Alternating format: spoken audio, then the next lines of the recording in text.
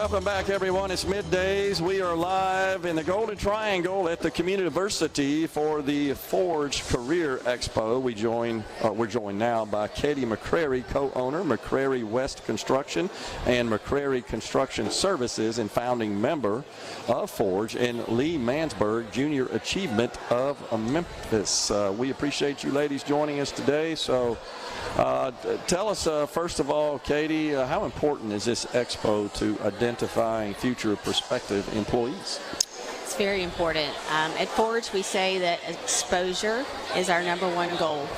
These kids don't know these jobs exist if they don't even know what you do in these industries. So that's what today is about. They can run a simulator with a bulldozer, and then they go outside and they can crawl into that same bulldozer, be able to put that thought process together. They can finish concrete, they can lay brick, they can run saws, they can sit in trucks. We just want them to know all of the options that are available for them in skilled trades.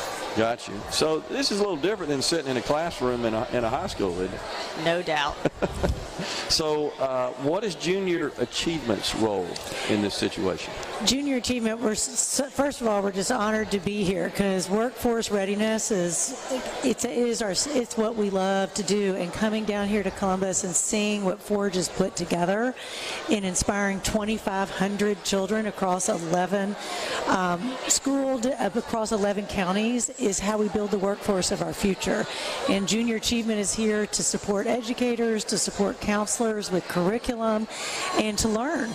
We want to see what's to learn and how we can do it better across all of northern Mississippi. Got you. So this is the 4th year for this event? It is. Right? So have you guys always participated, Junior Achievement? This is our first year, and we aren't participating yet. We're looking to see how we can be of support, and having the privilege just to be here and learn and watch. I've been sending my staff about 3,000 text messages this morning. They're going to hate me or love me because we're inspired. So at Junior Achievement, what about the involvement of Junior Achievement in the state of Mississippi, specifically, Leigh? How's that going? I remember participating in Junior Achievement when I was in high school. That was a long time ago. Tell me where you grew up. I grew up in central Mississippi in the Jackson area. I went to St. Joseph High School, and I actually got involved, not because I sought it as a career, but got involved a little bit with doing some work on the radio.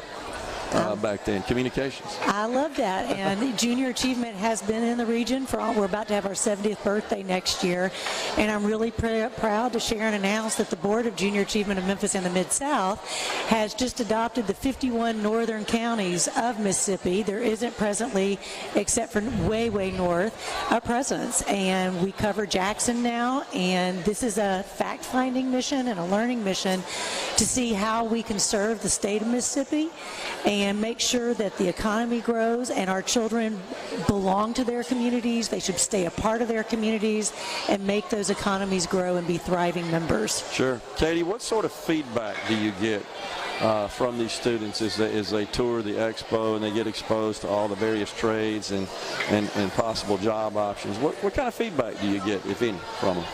We get a lot of great feedback. One, they're having fun, and they're learning, and they're having hands-on learning, which is very important for these kids to get out of the classroom and actually get to run a simulator, or to get us sitting here looking at a student running an airplane simulator, which is very cool. I saw that over there, the virtual reality airplane simulator. Yes. It's pretty neat. We get a lot of great feedback, and interestingly enough, Forge started 6 years ago. This expo started actually 5 years ago because we skipped the COVID year. 3 of our businesses have students employed at this point that came through this expo. Gotcha. So that is a super exciting return on investment for us. So the feedback is great. Yeah. So do you find there's just a lot of interest from the students at this age to enter this type of work?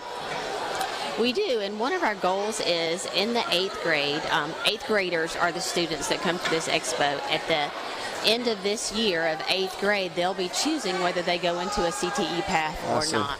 That is why this expo is strategically placed in the month of October and why we target 8th graders. I got you.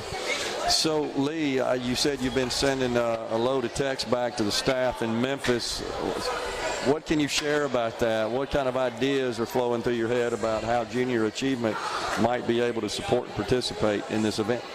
Well, one of the things that what we have is both a soft skills curriculum, and we also have a 12-unit curriculum that builds up to this.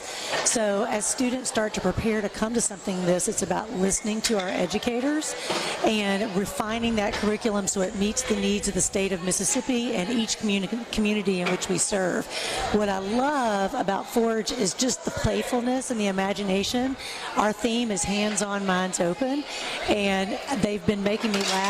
Watching the hot dog explode on the line outside is cracking me up. I love seeing Mississippi State's School of Architecture at work and letting children, and it's so appropriate. Everything here is age appropriate to inspire an 8th grader's imagination. Work is fun. It's not, if I hear one more person say work is a 4-letter word, I totally disagree with that. I love to get up every day, but I have the privilege of choosing my career. And watching these children today, I'm seeing thousands of children getting inspired about the world of work and not thinking, oh no, someday I got to get up and go to work every day. Yeah. They get to get up and go to work. What a great privilege. Well, one thing for sure is there's a whole bunch of energy. There's no doubt about that. Yep. And so I think it's probably excitement driven by the fact that they're just not sitting behind a desk and sitting in a classroom. This gives them exposed to more real-world situations and again, get their feet wet on what sort of job opportunities there might be out there for them. Probably stuff they weren't even aware of they'll learn about today. Absolutely. I think there's stuff that no child's imagination can even begin to fathom, that they could run a simulator and learn to fly an airplane through a simulator, and the VR goggles, the virtual reality goggles, that there's new ways to get trained. It's pure inspiration everywhere I look. Yeah, no doubt about it.